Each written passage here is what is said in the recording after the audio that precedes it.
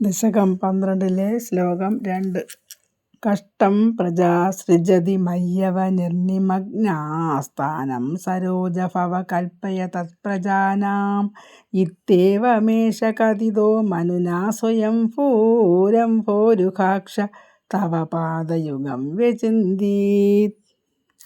ഇതിൽ സ്വയംഭൂ മനു ആ ബ്രഹ്മാവിനോട് പറഞ്ഞതാണ്. കഷ്ടം പ്രജാ, ജനങ്ങളുടെ കാര്യം കഷ്ടമാണ്. സൃജതി മയ്യവ നിർനിമഗ്ന, അവനി നിർനിമഗ്ന,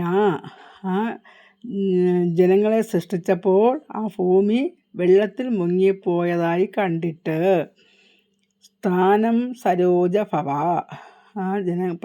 പ്രജകൾക്ക് സ്ഥലം എവിടെയാണെന്ന് പറഞ്ഞു തരൂ എന്നിപ്രകാരം മനുന സ്വയംഭൂ ബ്രഹ്മാവിനോട് സങ്കടം പറഞ്ഞു.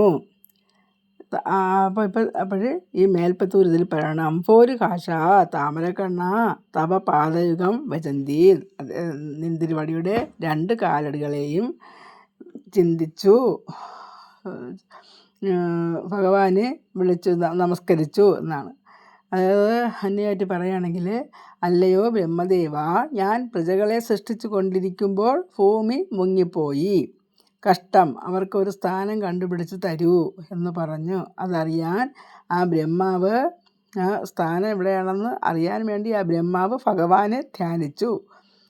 അംഭോരു കാശ താമരക്കണ്ണ തവ, അങ്ങയുടെ 2 പാദയുഗം 2 കാലടികളെയും വ്യചന്തി ചിന്തിച്ചു എന്ന് മേൽപ്പത്തൂര് ഈ ശ്ലോകത്തിൽ പറയുന്നതാണ്.